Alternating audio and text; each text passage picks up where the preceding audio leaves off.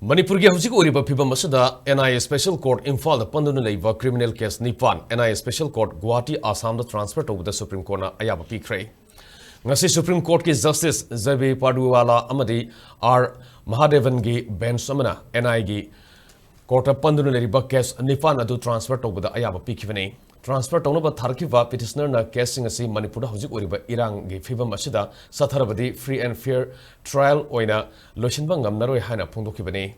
hariba criminal case nipan asi Unlawful Activities Prevention Act 1967 gi makhada paikhalapa case ni adubu case singi marakta amaga mari lenade NIA gi Additional Solicitor General